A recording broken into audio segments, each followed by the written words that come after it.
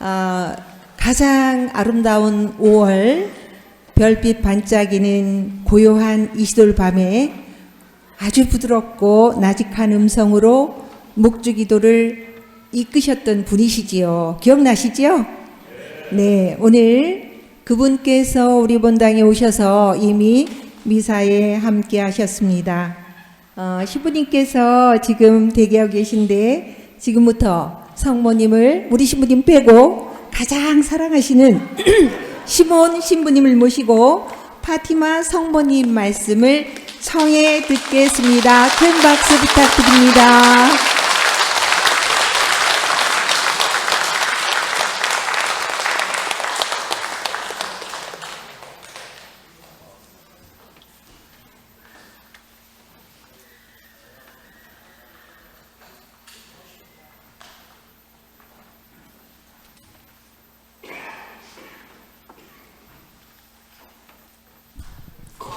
참 예수님.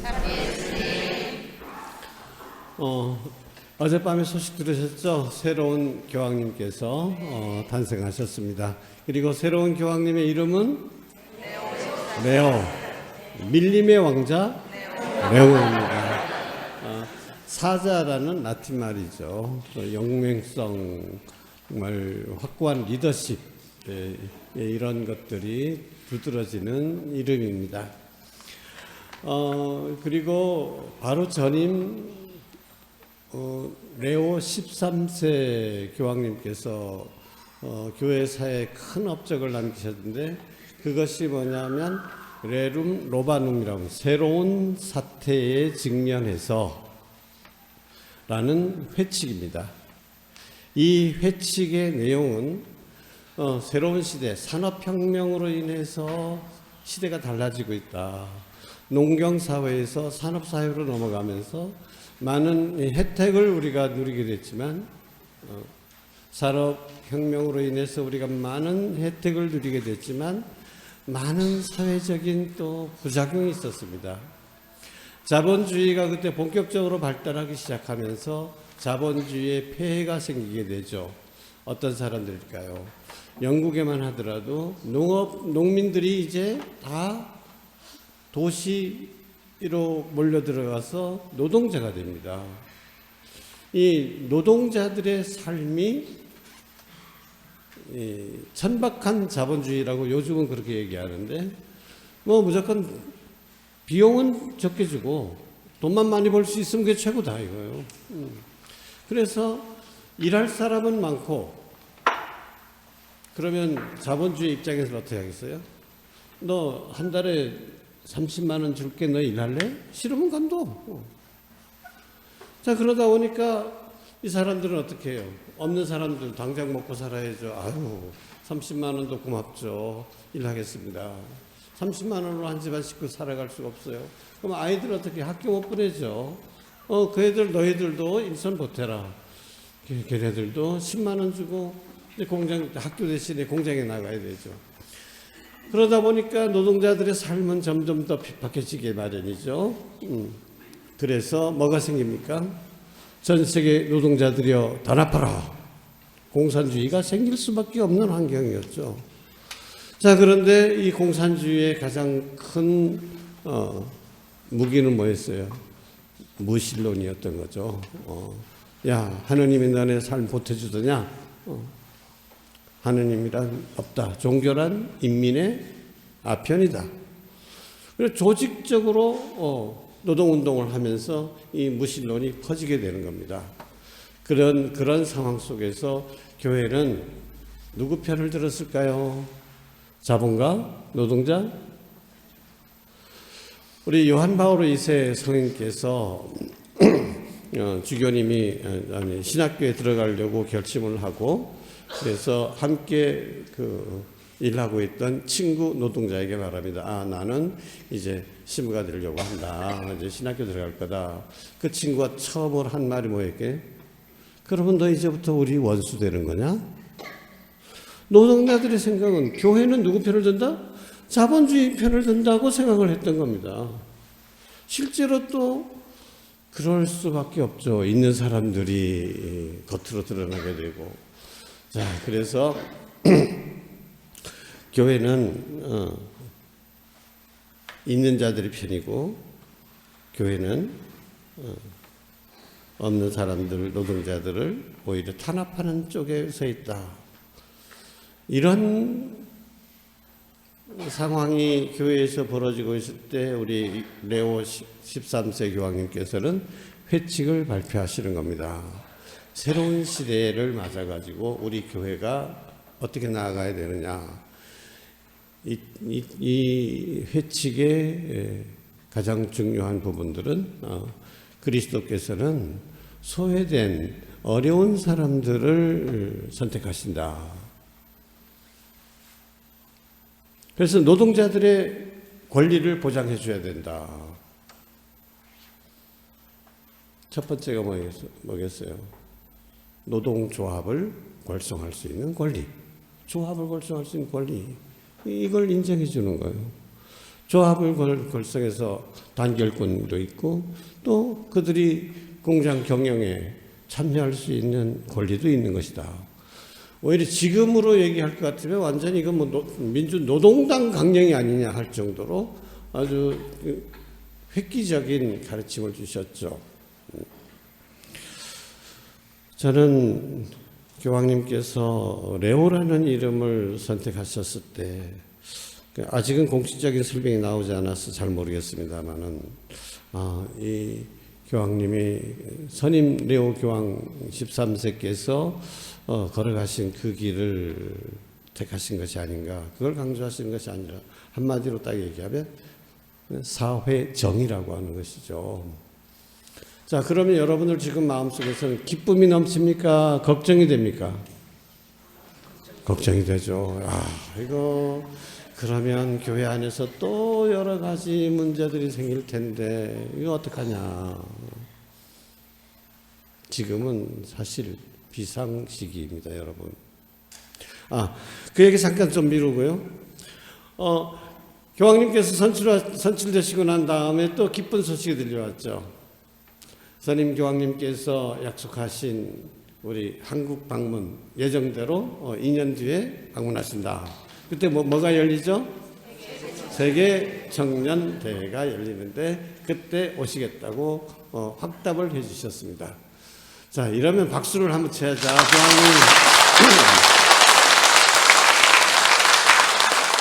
새로운 교황님을 우리가 2년 후에 우리 한국에 맞이할 수 있게 되었습니다. 이것만 해도 정말 큰 기쁨이죠. 자, 그런데 교황님도 아니고 누가 우리 본당에 방문하셨어요?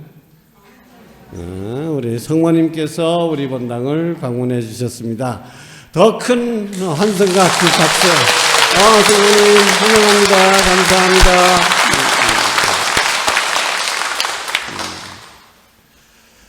자, 성모님께서 발현하실 당시 세계 상황이 어땠는가? 많은 분들이 여전히 왜 성모님인가, 성모님이어야 하는가라는 질문을 던집니다. 그러면서 이 무의식 중에 개신교로부터 받은 그 영향 때문에 성경에 성모님 공경하라는 말 어디 있냐? 근데 성당에서 지어낸 거 아닌가?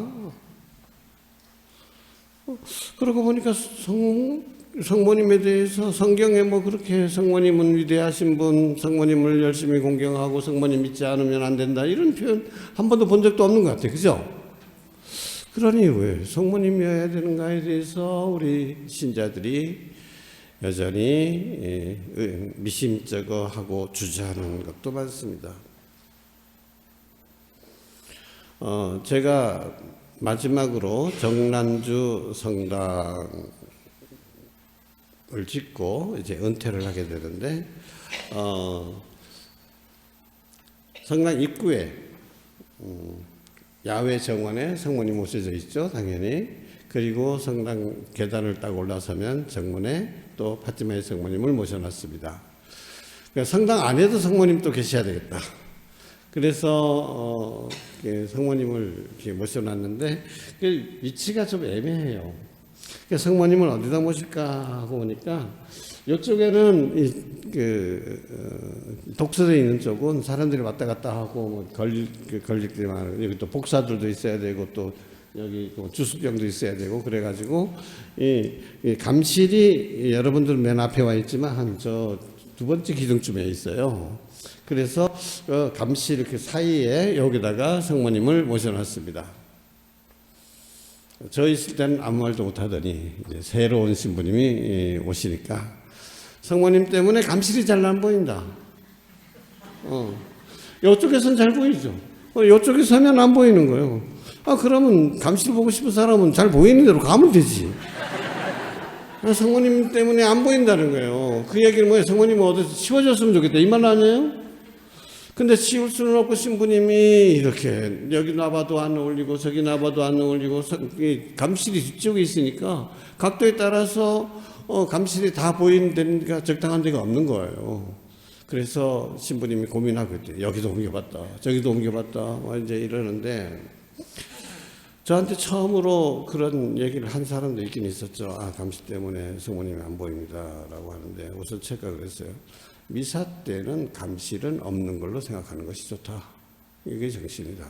제대가 중심인 거죠. 감실은 성체를 보관하는 역할만 하는 겁니다. 감실에 대고 인사하는 것조차도 사실은 전례에 어울리지 않죠. 미사 때는 제대만 생각해야 되는 겁니다. 제대가 예수님이십니다. 자, 그런데 그러면 평소에는 어떻게 해요? 제대가 중심이긴 하지만 또 우리 그동안 나름대로 감실 안에 모셔진 성체를 공경하는 우리 그동안 그런 좋은 전통이 있었잖아요. 자, 그럴 때는 그럼 진짜 잘 보이는 데 가서 하든가. 그러면 아무런 문제도 없겠지만 그래도 꼭 그 자리에서 앉아가지고 성모님이 자꾸 방해가 된다라고 그런 생각을 이제 하는 분한테는 제가 그랬어요. 성모님이 감실이시다. 성모님이 최초의 감실이시다. 예수님을 대중에 모신 분 아니시냐. 성모님과 감실이 다르다고 생각하지 마라. 성모님이 방해된다고 생각하지 마라. 근데 우리 신자들도 아직도 그런 의식이거든요. 성모님에 대해서 정확히 몰라요. 성모님이 예수님을 공경하는데 방해되는 것이 아닌가라는 그런 의구심을 여전히 갖고 있는 우리 신자들도 많이 있습니다. 신자들이 그러한 의식을 갖게 된 것은 뭐 때문일까요? 우리 교회 지도자라고 할 수 있는 가르침의 소명을 받은 우리 사제들이 제대로 가르치지 못했다는 거죠. 그죠? 우리 신부님들이 성당 안에 제대 위에 왜 성모님이 계시냐? 그래서 있던 성모님도 성당 밖으로 내보내기도 합니다.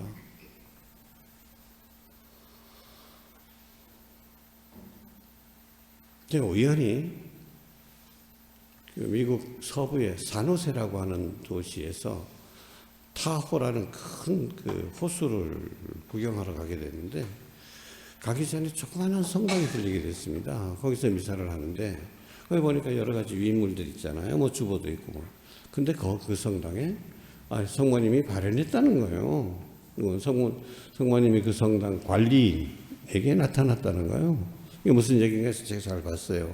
해봤더니 거기 본당 신부님이 새로 오셨는데 아주 소아데레사 성녀를 좋아하고 공경하고 그래서 여기 보면 보통 한쪽에는 요셉, 한쪽에는 성모상 이렇게 해놓잖아요. 옛날 성당들을 보면. 그래서 성모상을 성당 맨 뒤에 옮기고 그 뒤에 있던 소아데레사 성녀상을 맨 앞에다 딱 모셔놓은 거예요. 근데 신부님이 그러자고 하니까 옮겼죠. 근데 다음날 아침에 이 관리인이 성당 문을 열고 들어가 봤더니 소아데레사 성은 또 뒤에 있고 성모님이 또 앞뒤에 이거 누가 이랬나 큰일 났다. 본당 신부님한테 지키면 큰일 났는데 얼른 또 이제 바꿔놨죠. 다음날 아침에 보니까 또 그런 현상이 일어나는 거예요. 이상하다. 근데 그때부터 이 관리인에게 성모님께서 메시지를 주셨다는 거예요. 근데 그 메시지 중에 핵심이 뭐냐면 나는 내 사랑하는 아들 사제들에 의해서 교회 내에서 내 온전한 자리를 차지하고 싶다. 아들들의 손에 의해서 성당 밖으로 내쳐지는 성모님. 이게 교회 안에서의 현실이라는 거죠.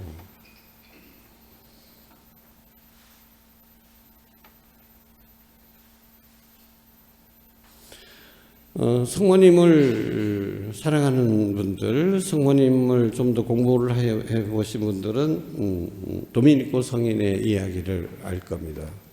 이분이 알비파 이단들을 만나서 또 마귀 들린 그 이단자들을 위해서 이제 구마 기도도 하고 이렇게 해주는데 이 마귀가 완전 떼거리로 들어있어. 그래서 신자들과 함께 묵주기도를 바치는데 묵주기도 성모송 한 번 할 때마다 한 마리씩 쫓겨나가는 것이 보이는 거예요. 근데 마지막으로 쫓겨나가는 이 우두머리가 뭐라고 얘기하냐. 이 성모님 때문에 우리 일이 망쳐진단 말이야 하고 고함을 지르고 나갔다는 거예요.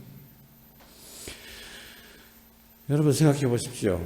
가톨릭 교회에서 성모님과 성체를 빼면 아무것도 안 남습니다. 사탄의 술칙 중에 첫 번째 가는 것은 우리 교우들의 마음속에서 성모님의 자리를 빼앗아 버리는 거예요.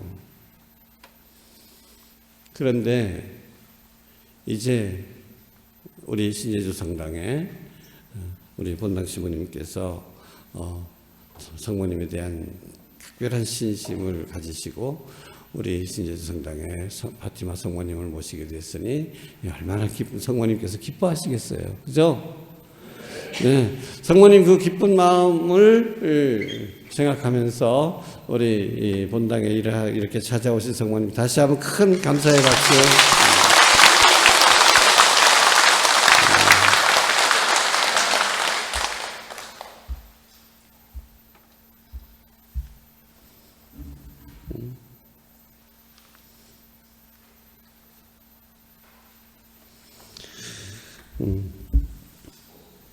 자,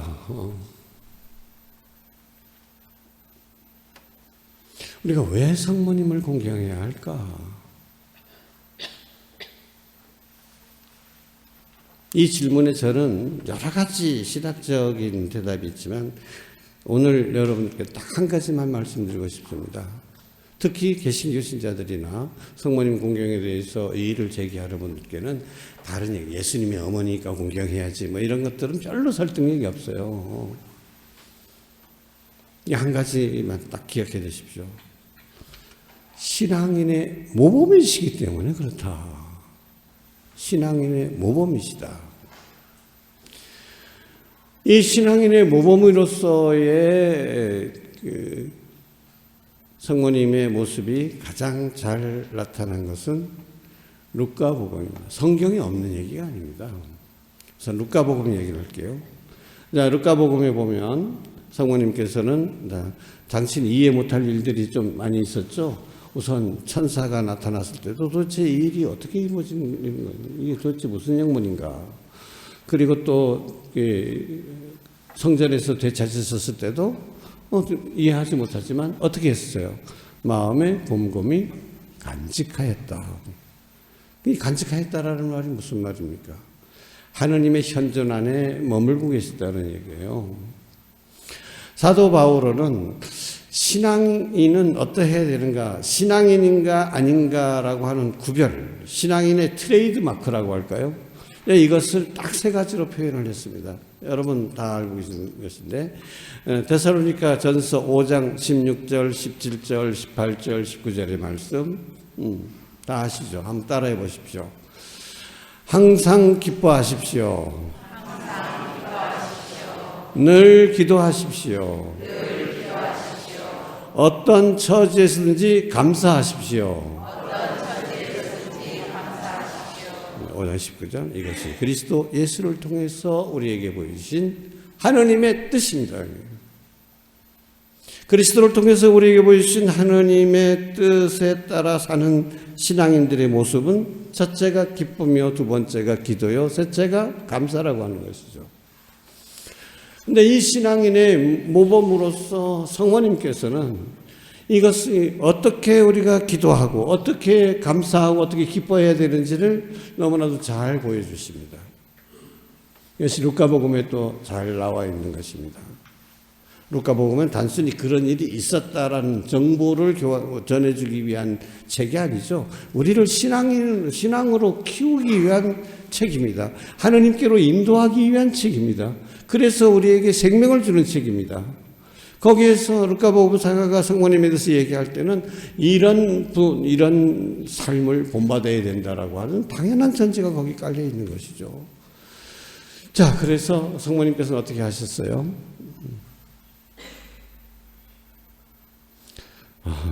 우리가 성모님의 탄생 예고,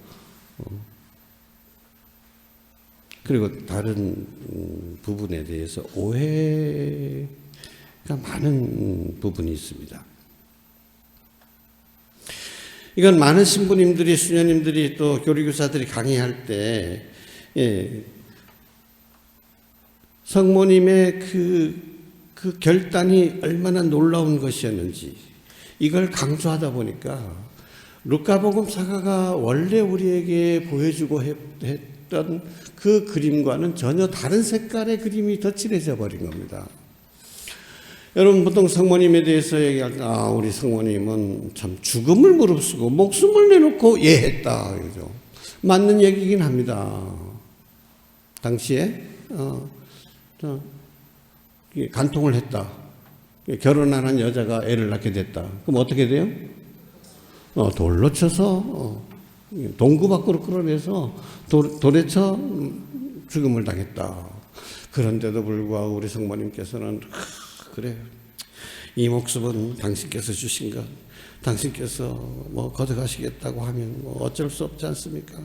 저를 죽이시든지 살리시든지 볶아 먹든지 삶아든지 마음대로 하십시오 하고 입술을 꽉 깨물고 알았습니다. 예. 이거 성모님이 얼마나 놀라운 결단이냐, 이걸 이렇게 강조하다 보니까 루카복음사가 그리려고 했던 모습과는 전혀 다른 데 가게 되어 있는 거예요. 여러분 오늘 아니면 기회 있을 때 한번 천천히 루카복음의 이 장면을 한번 읽어보십시오.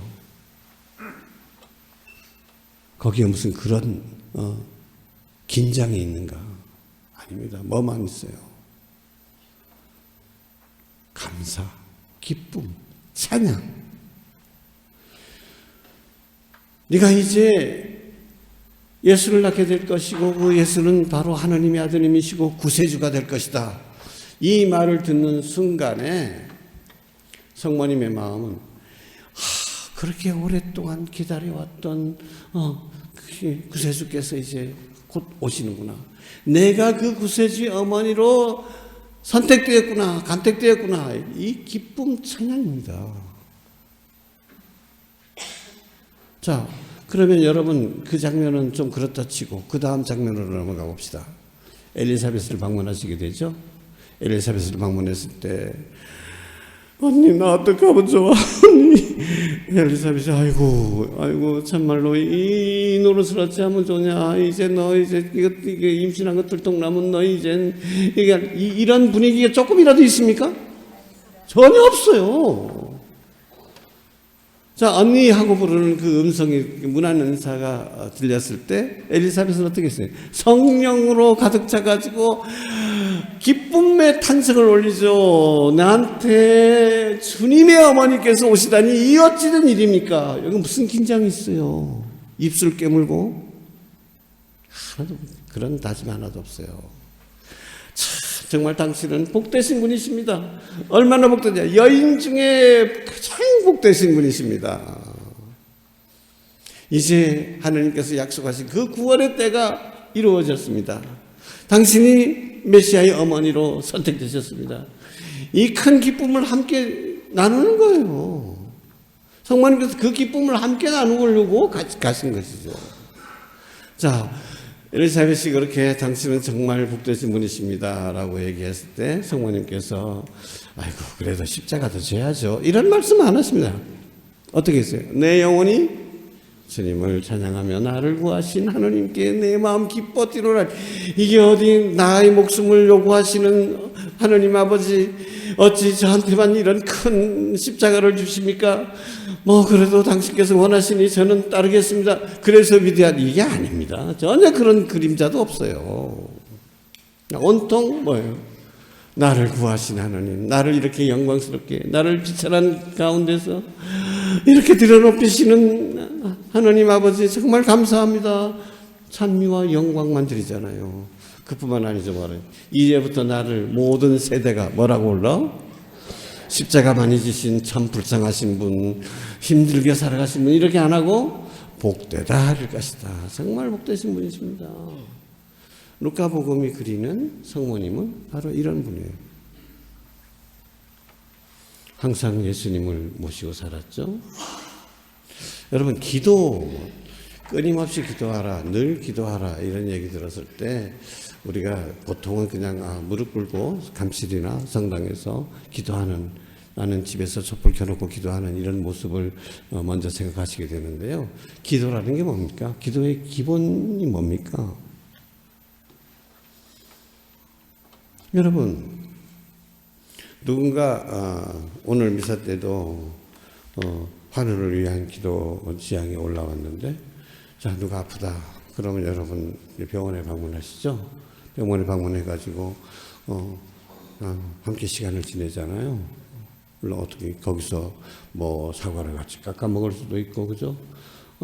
고맙다고 해서 음료수 건네주면 음료수를 같이 먹을 수도 있고, 또 뭐 다른 이야기, 집안 얘기도 할 수도 있고, 뭐 성당 얘기도 나눌 수 있고 그러죠. 그런데 같은 레저단원이 너 그게 누구한테 병원에 갔다 왔다며? 그래, 정말 갔다 왔어.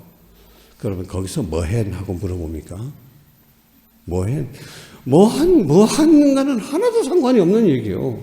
얘기했을 수도 있고, 그냥 텔레비 같이 봤을 수도 있고, 그냥 조용히 손잡고 있었을 수도 있고, 아무런 문제는 뭐예요? 함께 있었다는 거예요. 이게 중요한 거죠. 함께 있었다는 거예요.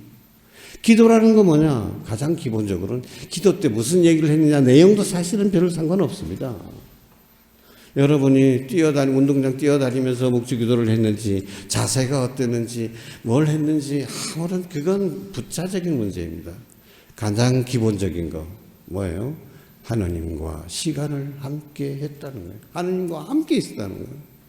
이걸 신학자들은 하나님의 현존이라고 합니다. 하나님의 현존 안에 머물러 있다. 이게 기도라는 거예요. 왜 여러분 기도에 대해서 가장 유명한 이야기 중에 비안네 성인의 이야기가 있잖아요. 한 농부가 계속 아침 들어와가지고 몇 시간을 성당에서 기도하고 있는 거야. 당신 성당에서 무슨 기도합니까? 어떻게 기도합니까? 뭐라고 대답했지, 그 농부가? 신학자도 아니에요. 나는 그냥 하나님을 바라보고 예수님을 바라보고 예수님도 그냥 저를 바라보시고, 그럼 함께 있는 게 이게 중요한 거죠. 그것만 있으면 되는 겁니다. 뭐를 하든지 그거는 크게 중요하지 않다는 거죠. 성모님은 하나님의 현존 안에 늘 머물러 있었어요. 예수님을 늘 마음에 모셨고 모든 생각이 예수님과 함께였다는 것이죠. 늘 기도하시는 분의 모범이 바로 이거예요. 그리고 아까도 얘기했죠. 기쁨, 또 감사. 하나님의 그 오랜 구원 계획이 이제 시작됐다는 것. 그리고 그것을 그 구원 역사에서 당신을 도구로 써주셨다는 것, 선택해 주셨다는 데 대한 기쁨과 감사와 찬양이, 이게 신앙인으로서의 모범이었던 것이죠. 우리도 그래서 나는 성모님의 신앙의 모범하면 목숨 내걸고 이런 거 큰 위대한 이런 거 좀 머리에서 씻어버렸으면 좋겠습니다.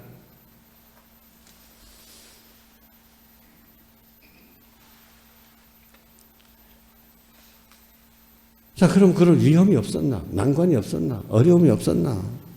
분명히 있었죠. 그러나 그런 기쁨과 감사와 찬양이 이 마음이 넘쳐 흘렀기 때문에 그런 것들은 마치 아무것도 문제가 안 되는 것처럼, 그렇게 살게 되는 겁니다.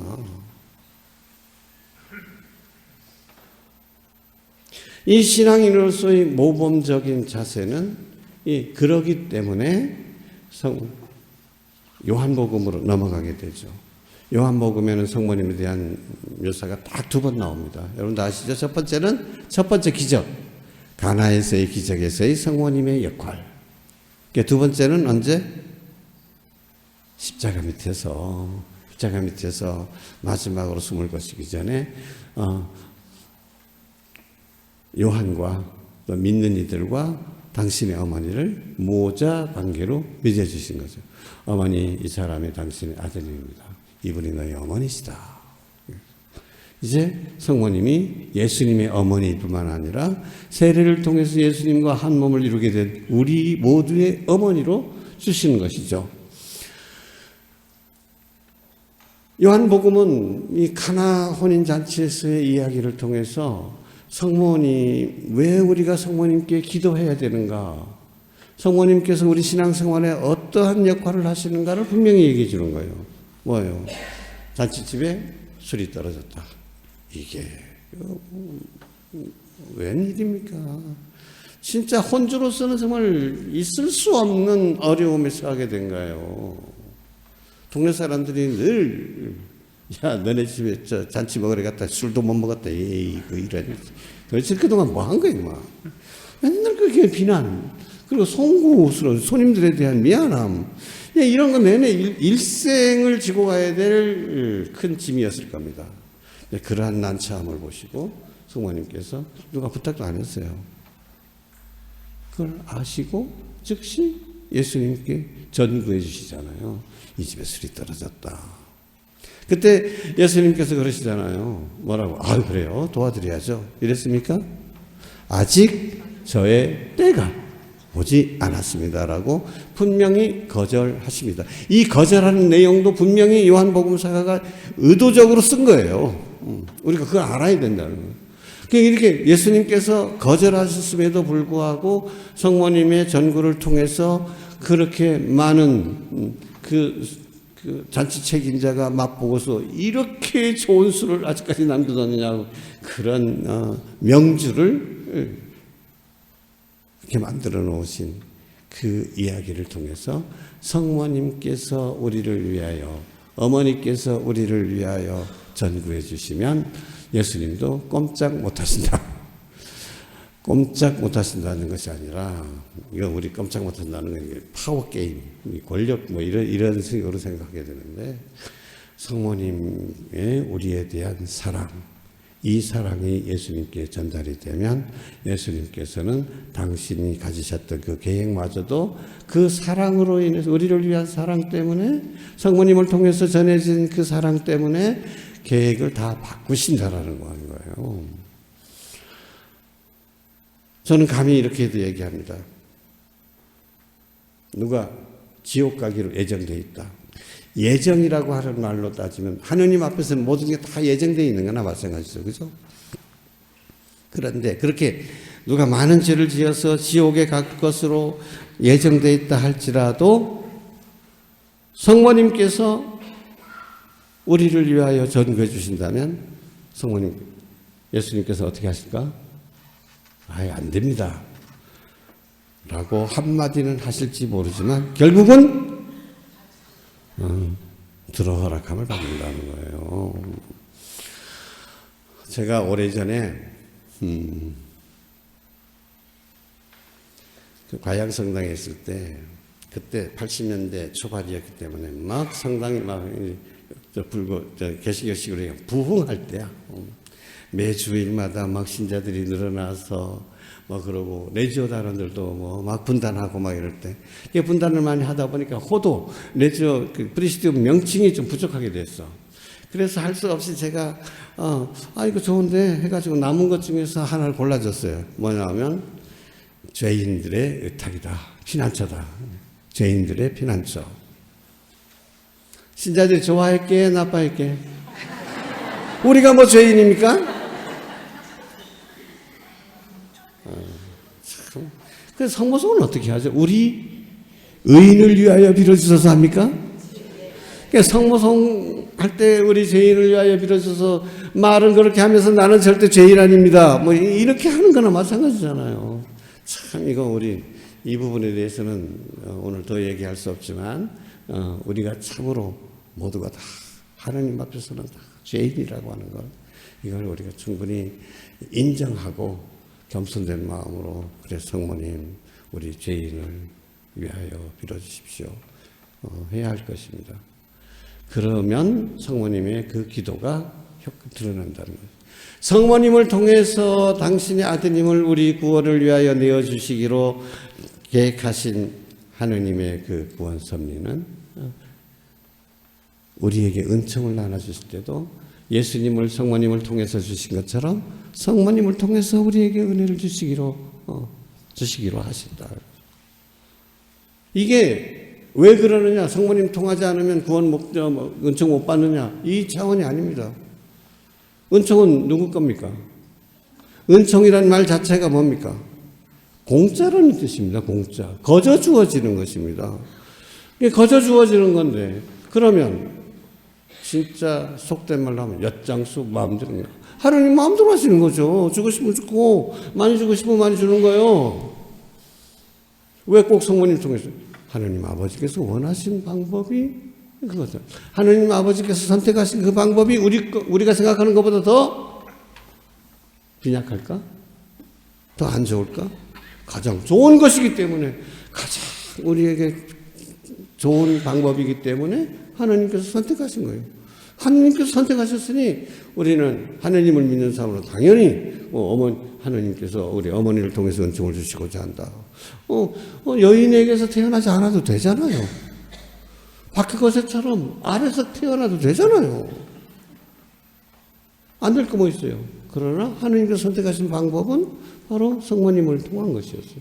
그래서 은총도 성모님을 통해서 주신다는데 우리는 그저 감사합니다라고 그렇게 받아들여야지 왜 꼭 그래야 돼요? 아버지 이런 못된 자녀들이 돼서 되겠습니까? 그리고 이제 성모님께서 십자가 밑에 서 계시죠.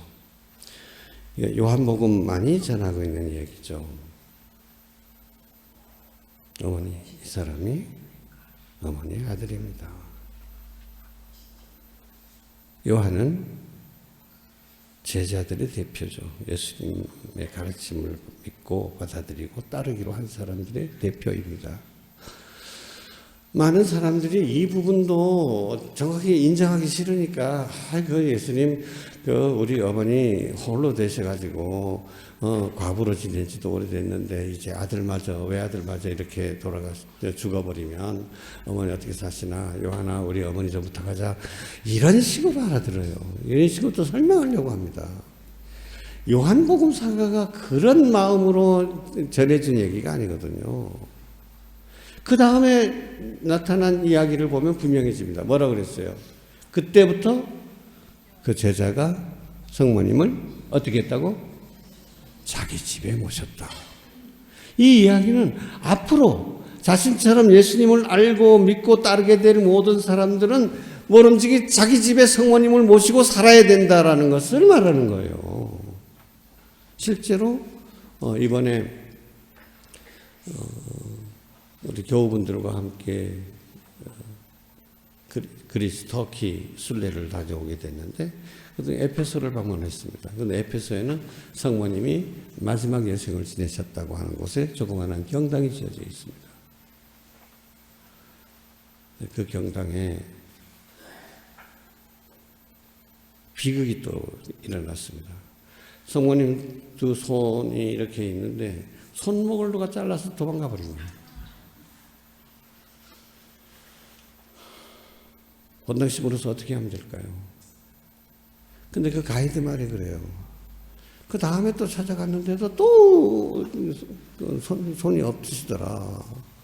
그래서 이거 왜 성모님 손이 없어요? 아직도. 그 신부님의 말씀이 그렇다는 거예요. 그 가이드가 아가다인가 그래요. 아가다. 네가 성모님의 두 손이 되어달라는 뜻이다. 성모님께서 우리가 없으면 일을 못 하실까요? 당신이 원하는 대로 뭐가 안 될까요? 아니죠. 근데 성모님께서 마치 우리가 없이는 아무 일도 못 하시는 것처럼 우리에게 부탁하십니다. 얘야, 나한테 오너라. 나한테 오너라. 어제 어버이날이었죠.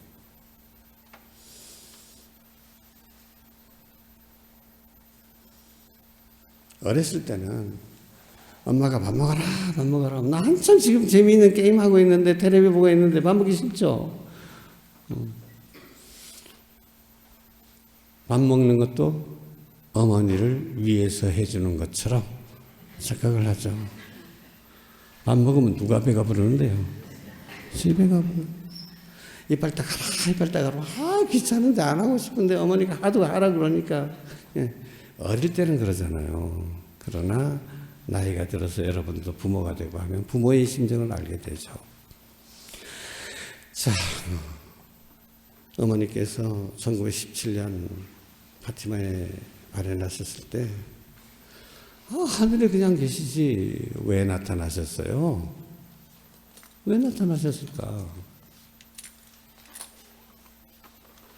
어머니의 마음을 좀 우리가 알아들을 수 있었으면 좋겠습니다.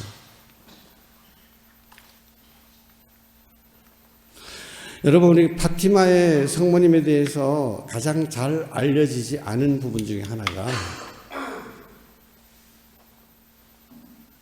마지막 발현 때에, 그 전에 그래서 당신은 누구십니까? 라고 얘기했을 때 나는 로사리오의 모우다라고 가르쳐 주셨어요. 항상 로사리오 같이 모든 신자들과 함께 기도를 바쳤죠. 마지막 10월 13일 날 발현하셨을 때 모세가 홍해를 가른 기적 이외에 자연계에 관한 가장 큰 기적이다라고 하면 태양이 춤추는 기적이라고 했잖아요. 그날 억수같이 비가 쏟아졌어요. 그때 표현이 바가지로 물을 쏟아붓듯이 퍼부었다. 그래서 그 앉아있는 그 들판이 다 젖었죠. 근데 그 들판, 그 젖어있는 들판에서 모두가 다 무릎을 꿇고 기도를 하고 있었습니다. 물론 그 중에는 저희 묵주 팔아서 돈 좀 벌어보려고 하는 사람도 있었고, 호떡 파는 사람도 있었고, 또 이거 다 사기꾼이다. 이 사기극을 내가 밝혀야 된다. 이런 신념에 불탄 사회주의 그 신문 기자도 있었고, 또 정보과 형사들도 있었고, 많은 사람들이 있었습니다. 그때 모인 사람이 7만 명이에요. 7만 명이 모여서 있는 그 자리에 그렇게 비가 억수가지 오는데, 갑자기 이제 많은 사람들이 비가 이렇게 오니까 성모님 오늘은 안 오시나 보다. 그때 갑자기 구름이 그치더니 태양이 쏟아지기 시작한 거죠. 이 태양이 충돌하는 줄 알고 어디가 하고 이제 경악하는 순간에 그렇게 쏜살같이 내려오던 태양이 멈추면서 빙글빙글 돌면서 춤을 추기 시작했더라. 여러분, 이거는 한두 명만 본 것이 아닙니다. 하나님을 믿는 사람만 본 것도 아닙니다. 열심한 사람만 본 것도 아닙니다. 모두가 다 목격한 현상인 거예요. 자, 그런데 이렇게까지 성모님께서 아주 조용하신 분이시잖아요. 이렇게 요란 법석 떠는 거 안 좋아하세요. 근데 그 성품이 그러잖아요. 근데 이런 분이 그렇게까지 하면서 우리들에게 보여주고 싶은, 가르쳐주고 싶은 이 메시지, 마음이 있잖아요. 성모님께서 그게 도대체 무엇일까? 물론 여러분 다 아시다시피 파티마 성모의 신심의 핵심은 봉헌이다. 매일매일 작은 희생을 바치고 모든 일을 어머니께 맡겨드립니다. 봉헌을 하는 게 이게 핵심이다라고 얘기하고, 죄인들의 회개를 위해서, 나의 죄의 보석을 위해서 기도하라는 거, 세계 평화를 위해서 기도하라는 거. 자, 이런 모든 것들은 다 잘 알고 계십니다. 그런데 모르는, 별로 중요하지 않다고 생각하는 부분이 있어요. 잊혀진 것 같이. 성모님과 스카플라의 관계. 파티마의 성모님과 스카플라는 무슨 관계가 있어요?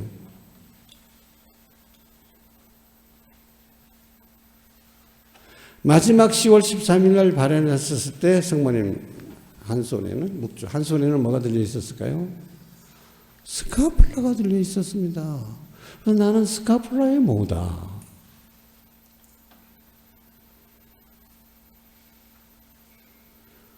그 후에 이 두 아이는 일찍 세상을 떠나게 되죠. 지금 복자품에 올랐는데 성인품에 올랐는지 모르겠어요.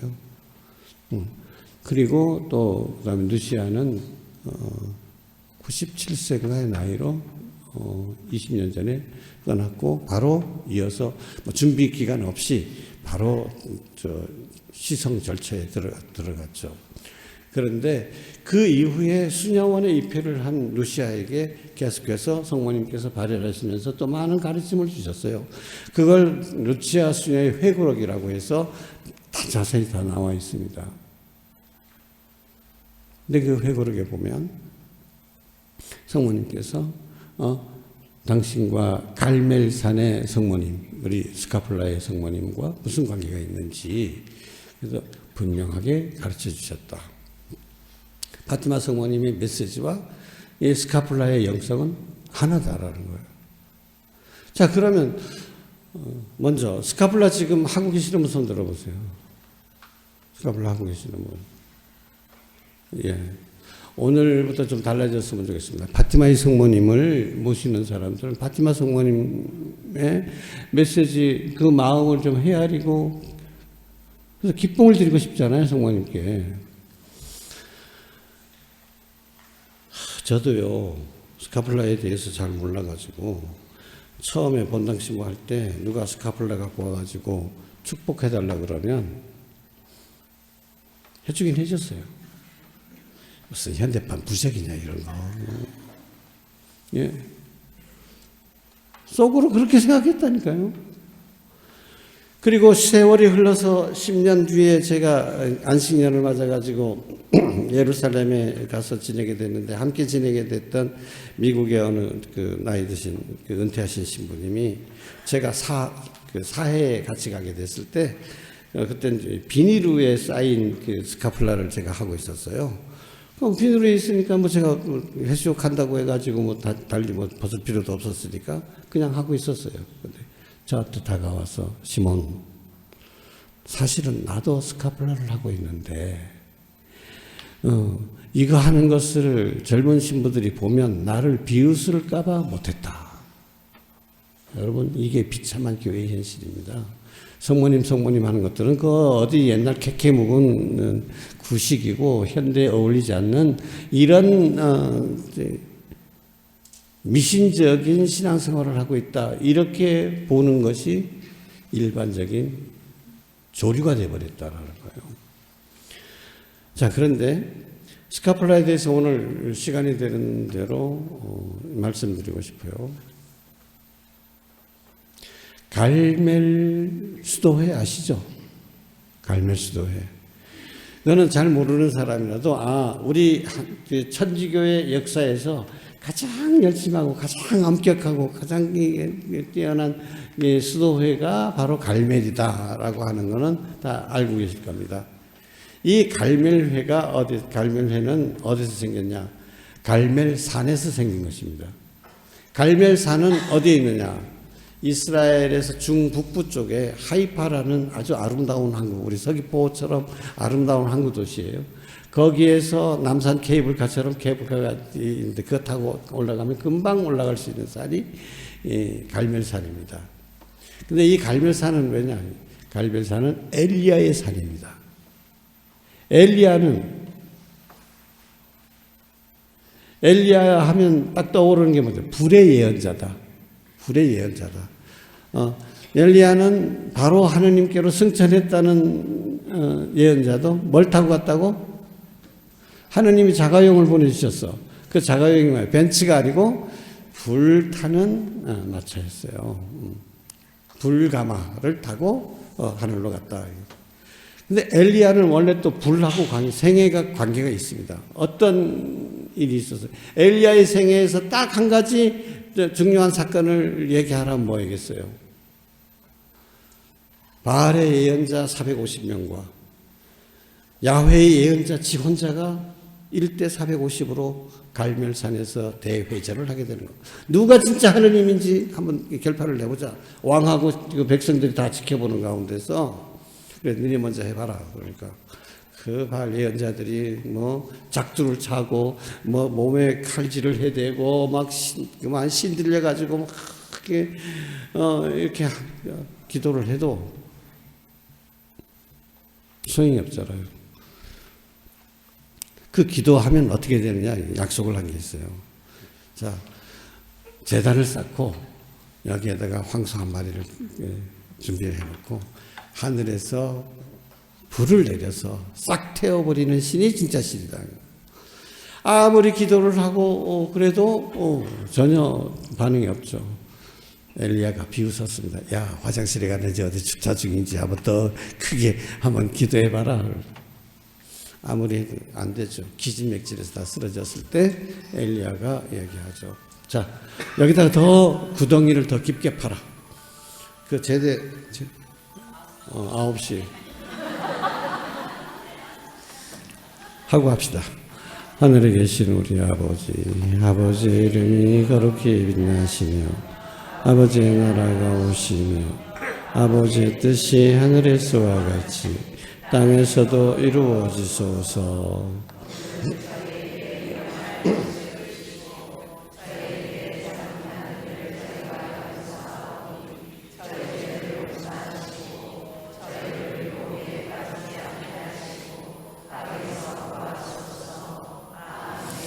은총이 가득하신 마리아님 기뻐하소서. 주님께서 함께 계시니 여인 중에 복되시며 태중의 아들 예수님 또한 복되시나이다.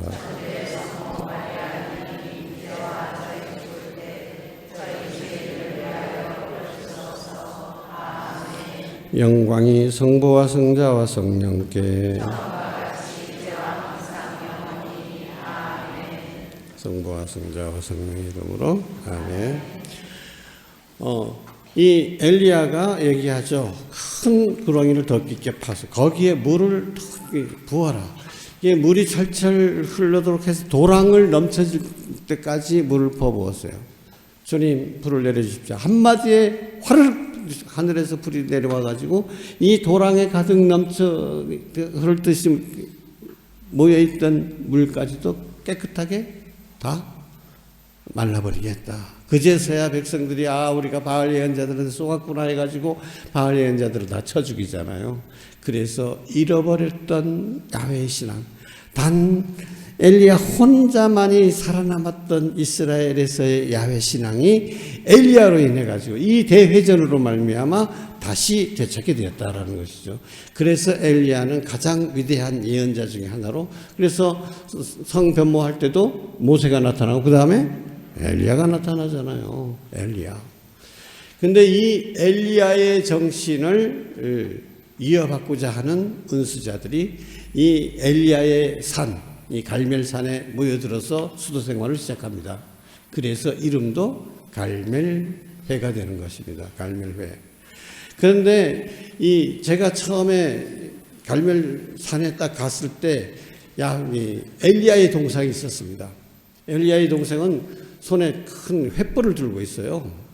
좀 무슨 불인가? 불의 예언자라고 그랬더니 그냥 그런 불인가 보다 했더니 그 밑에 설명이 딱 써 있었는데 마음에 굉장히 닿았습니다. 엘리야의 불은 두 가지를 의미한다. 첫 번째는 하느님을 향한 엘리야의 그 불타오르는 사랑의 불을 말한다. 두 번째는 뭘까요? 이렇게 좋으신 사랑의 하느님을 알지 못하는 사람들에 대한 안타까움의 불이다 이거예요. 자, 하느님을 사랑하는 그 마음, 그 불타는 마음, 그리고 이렇게 좋으신 하느님을 알지 못하는 사람들에서 안타깝고 이 좋으신 하느님을 널리 알리고 싶은 마음, 이게 갈멜회의 정신입니다. 그런데 이 갈멜회의 정신은 바로 이 마리아의 마음인 것이죠.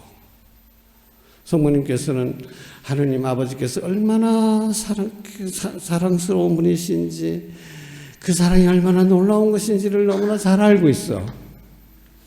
근데 우리 십자가 밑에서 맺어준 자녀들까지도 하나님의 사랑을 벗어나서 살아가는 이 진흙탕에서 살고, 오물덩어리에서 살고 있는 당신 자녀들이 아무도 안타까워서 그 안타까움에서 생기는 이 불. 그래서 성모님께서는 갈멜회 수도사들을 통해 가지고 뭘 하셨는가? 바로 스카플라를 만들어서 보급을 하시는 겁니다. 거기도 또 불 얘기가 나오죠. 이 스카플라를 착용하는 사람들은 죽을 때 이 스카플라를 착용하고 죽는다면 그는 지옥의 불에서 구해질 것이다. 참. 아니, 이런 얘기 요즘 하면 다 웃습니다. 아이고, 스카플라를 착용한다고 해가지고 지옥 갈 놈 지옥 안 가고 천당 간다고? 그런 게 어디 있어. 천당 가기가 얼마나 어려운데. 그렇죠? 어머니가 하시는 말씀인 거예요. 그냥 믿어라. 나한테 오너라. 그러면 니들이 내 말을 듣고 어린이처럼 단순하게 그래 스카플라를 착용하면 어머니께서 대신 구해주시고 가나의 기적이 일어났던 것처럼 너희들 지옥에 가기로 예정되어 있다 할지라도 내가 천국으로 올려보내주고 너희 구원을 이루어주겠다. 어머니, 나 어머니 말씀 믿고 그냥 스카플라를 했습니다. 어머니, 그러면 그래 해줄게. 걱정하지 마. 이게 바로 어머니의 마음입니다. 어머니는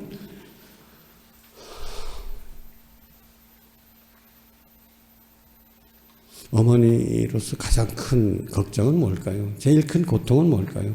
여러분 부모님이시죠? 부모님으로서 제일 큰 걱정, 제일 큰 아픔은 뭡니까? 누구에게? 자기가 받는 고통은 아무것도 아니야. 내가 아프면 내가 암 걸려서도 사실 그건 누가 암 걸렸다 그러면 내 새끼가 암 걸렸으면 차라리 내가 대신 그 고통을 받고 싶은 것이 부모님의 마음입니다. 이게 우리 파티마 성모님의 마음에 타오르는 사랑을 부린 것이죠. 우리 자녀들을 위해서. 근데 이 자녀들이 죽어라고 엄마 말을 안 듣네. 그래서 선택하신 방법이 또 이 스카플라라고 하는 것이죠. 이 갈멜회를 통해 가지고 많은 보급을 했죠. 그래서 스카플라를 앞뒤로 착용하게 하는 게 원래 의복이잖아요. 이 소매가 없는 이제 그 작업복 같은 게 앞뒤에 있는 이 옷입니다. 근데 이걸 간소하게 해가지고 두 조각으로 앞에 뒤에 이렇게 걸게 돼 있죠. 자, 그런데 이렇게 스카플라를 걸면 내가 너희의 보호자가 되어주마. 내가 너희의 엄마가 되어주마. 내가 너희를 위해, 너희 구원을 위해서 내가 대신 기도해주마. 이 표식은 우리는 이 스카플라를 하면서 어머니께서 그렇게 말씀하셨으니 저는 어머니의 사랑을 믿습니다. 어머니 감사합니다 하고 아침에 스카플라를 착용하면 되는 거예요. 그런데 에이 싼 게 비지떡이지 그렇게 해가지고 천당 가면 천당 못 갈 사람 어디 있겠어 하고 안 해버립니다. 그리고 또 악마가 또 금방 우리 마음속에서 유혹을 하죠. 에이 천당 가기가 그렇게 쉬워? 에이고 너도 양심 있어봐라. 너가 천당 바로 간다고? 야 그래도 배우리도 낯짝이 있지. 네가 그래가지고 뭐 천당 바로 간다고? 자 이러면 그래 맞아. 누구한테 고개를 끄덕이느냐? 사탄의 이야기에 귀를 기울이고 사탄에게 맞아 하고 동의를 합니다. 어머니께서 하시는 말씀은 안 들어요. 에이 어머니 그럴 리가 있습니까? 그렇게 쉬울 수가 있어요? 어머니한테 어머니 옛날 사람이라구나 뭐 이러고 말아. 여러분 저는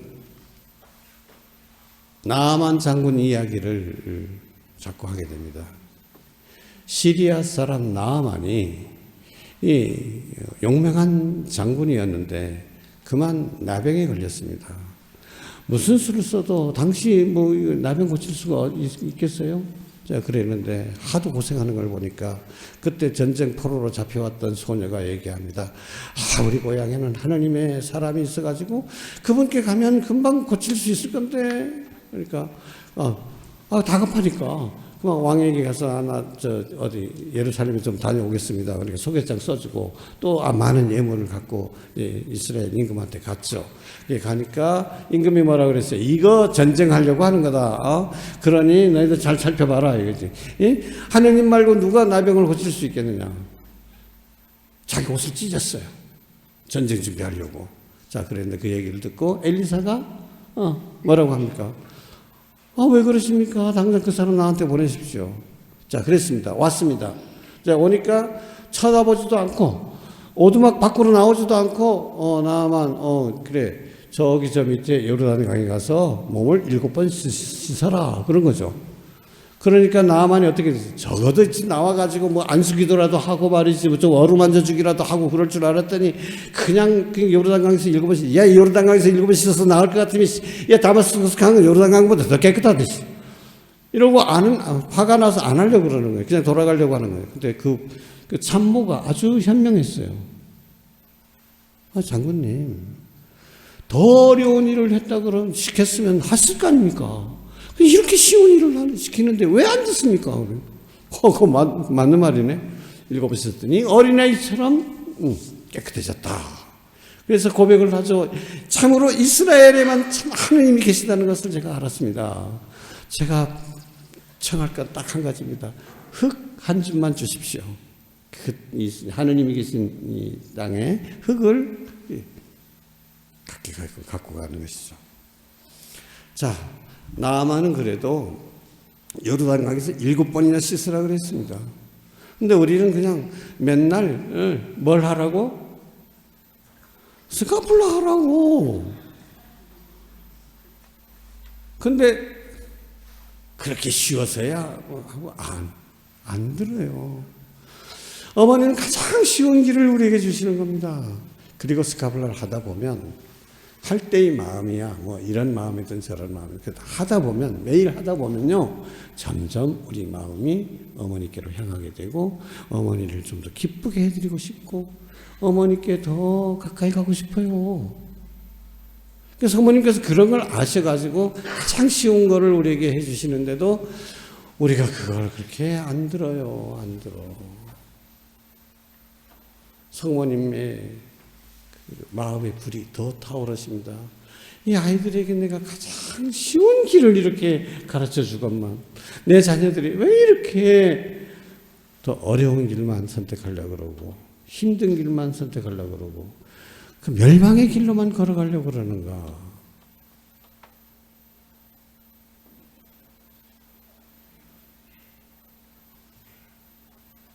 여러분, 부모들이 되어보니까 더 잘하실 겁니다. 제가 한번 다른 성당에 있을 때 왜 좀 혀가 날카로운 분들 있잖아요.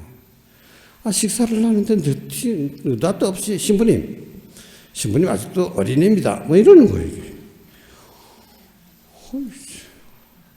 본당 신부한테도 그래 나이도 그때 꽤 40 넘었을 때인데 기분이 나쁘잖아요. 왜요? 그러니까 뭐라 그러지 않아요? 신부님 아무리 나이를 잡수셔도요 애를 안 낳아보면 아직은 어린애입니다. 이래요. 맞는 말인 것 같아요. 제가 이름에 철자는 있지만 아직도 철이 덜 들어가지고 근데 그걸 제가 절실하게 인정할 수밖에 없는 사건이 그 다음 본당에 갔을 때 일어났습니다. 한 자매님이 찾아오셨습니다. 그 자매님의 사정을 제가 미리 알고 있었죠. 딸로 관연한 딸이 사랑에 빠졌는데 하필이면 이혼한 남자에다가 아들 4살인가 5살짜리 아들이 딸린 몸이라. 자, 여러분 같으면 그 딸이 그렇게 결혼하겠다는데 허락해 주시겠어요? 내 눈에 흙이 들어가도 절대 그놈과는 안 된다 이러실 거 아니에요. 그런데 그 딸내가 그렇게 부모님을 설득하려다가 말도 꺼내지 마라 그러고 막 야단치고 막 이러니까 그만 가출을 해버렸어. 그 사정까지는 내가 알고 있었던 거예요. 그래서 이제 찾아오겠다 그러니까 내가 아무리 피곤해도 내가 아무리 짜증나도 절대 자매님이 사정이 이러니까 자매님이 지금 오면 나한테 그 딸아이에 대한 그 푸념을 엄청 늘어놓을 거야. 내가 잘 참고 잘 들어줘야지 하고 각오를 했습니다. 그런데 이 자매님이 와서 나한테 하는 얘기는 내 예상과는 전혀 다른 거죠. 뭐라고 하는지 아세요? 신부님, 우리 딸아이는 이 밤에 찬 이슬이라도 피하고 있는지 길가를 헤매고 있는지도 모르면서 꾸역꾸역 잠이 드는, 두 눈덩이가 무거워져서 잠이 드는 제가 싫습니다. 신부님, 우리 아이는 지금 찬밥이라도 얻어먹고 있는지 쫄쫄 굶고 있는지도 모르면서 목구멍이 부도청이라고 꾸역꾸역 먹을 것을 집어넣는 제가 밉습니다. 이러더라고. 와, 이 내리사랑이라는 게 이런 거로구나. 여러분, 어머니의 눈에는, 사랑의 어머니의 눈에는 과거에 잘못한 것이 전혀 보이지 않습니다. 사랑으로 자녀의 귀함만 보이는 거예요. 여러분, 밀과 가라지에 비유하시죠? 자, 보니까 밀만 심어줘야 되는데 가라지가 많이 생겼어요. 이거 어디서 생긴 겁니까? 주인님, 이거 우리 가라지 뽑아버릴까요? 하니까 주인이 뭐라 그랬어요? 뽑지 말아라. 추수 때까지 그냥 놔둬라. 그러죠. 종의 눈에는 가라지만 보입니다. 근데 주인의 눈에는 가라지가 아니라 이제 몇 달 뒤에 펼쳐질 풍요로운 수확이 보이는 거예요. 사람들은 가라지만 지적을 하죠. 우리도 자기 자신의 마음의 밭에 있는 가라지만 자꾸 봅니다. 그런데 어머니는 가라지를 안 봐요. 자녀의 가라지 안 보입니다.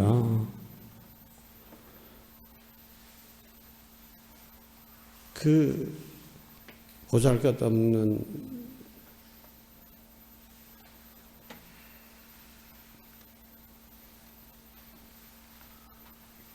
도자기 안에 들어있는 참된 보물만 바라보고 계십니다.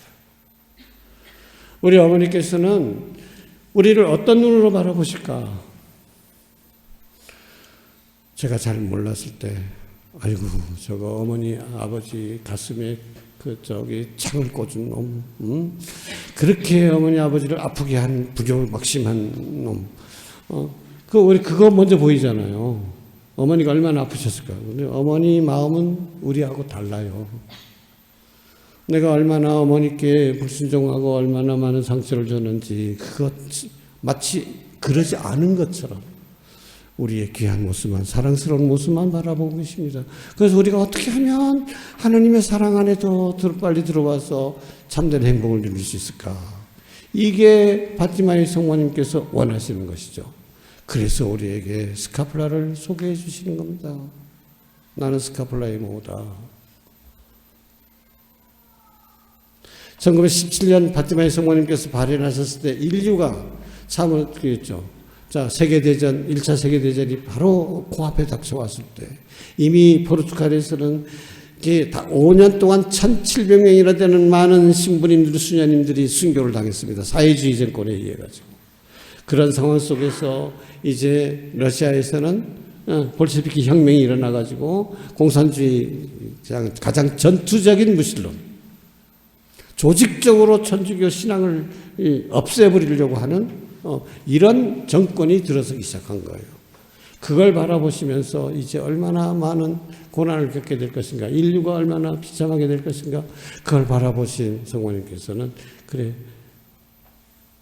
어린이들에게 얘기하죠. 나에게 오너라. 봉헌이라는 게 뭡니까? 나에게 오너라. 예수님께서 말씀하시죠. 무거운 짐진 수고하는 자는 모두 다 나에게 오너라. 내가 너에게 안식을 주겠다. 성모님께서는 이제 예수님의 마음과 똑같이 나의 자녀들아 나에게 오너라. 내가 너희의 피난처가 되어주마. 내가 너희의 의지가 되어주마. 내가 가나에서 너희를 위해서 기도해 줬던 것처럼 이제 너를 위해서 기도해 주마. 너희가 나한테 오기만 하면 과거에 어떤 일이 있었든지 간에 너희를 주님 안에서 성령 안에서 새롭게 해주마. 참된 행복을 누리게 해주마. 나에게 오너라.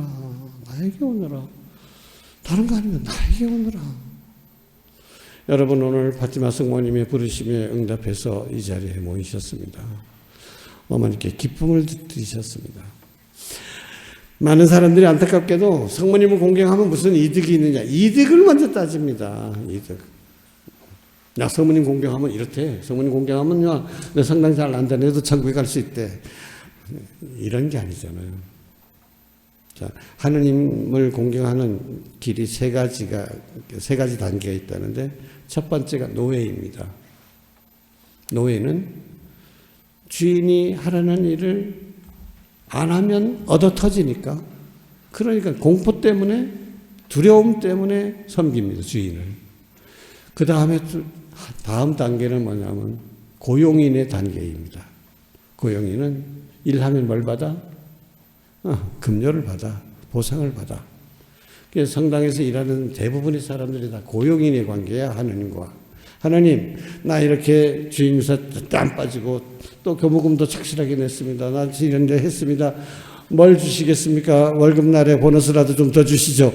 이런 식으로 하느님과의 관계가 형성되어 있다. 나와 하느님과 나의 관계는 고용인과 주인과의 관계야. 자, 그런데 좀 비참하잖아요. 그죠? 어떤 관계가 되어야 되겠어요?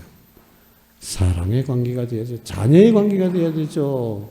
자, 여러분들 이제 어제 어버이날을 지내면서 알았을 겁니다. 어머님한테 이제는 어머님한테 뭐 좀 받아먹을 그런 생각 안 하잖아요. 어머니 유산 뭐 이렇게 잘해드리면 유산 더 나한테 줄 건가 이런 기대 안 하시잖아요. 뭐예요? 어머니께서 참 나도 부모가 되고 보니까 나를 키우실 때 내가 이 애들 키울 때 마음이 바로 엄마의 마음인가. 이제 어떻게 하고 싶어요? 어머니한테 못했던 효도 조금이라도 어떻게 엄마에게 기쁨이 되어지고 엄마에게 힘이 되어주고 싶죠. 이제 여러분들도 성모님에 대해서 성모님 공경하면 뭐 얻는다더라 이런 고용인의 단계가 아니라 어머니께서 우리를 위해서 저렇게 사랑으로 불타고 계시는데 어머님 마음에 조금이라도 위로가 되어드리고 싶다. 어머니께 조금이라도 기쁨이 되어드리고 싶다. 자, 에페소의 성모님 두 손이 없다 그랬죠. 그래, 난 두 손은 다 못할지라도 한 손이라도 좀 손가락 하나 역할이라도 해서 저 어머님 마음을 좀 기쁘게 해드리고 싶다. 이런 마음을 드린다면 오늘 우리 신제주 성당을 방문하신 성모님께서 얼마나 기뻐하실까. 영광이 성부와 성자와 성령께 성부와 성자와 성령 이름으로 아멘. 감사합니다.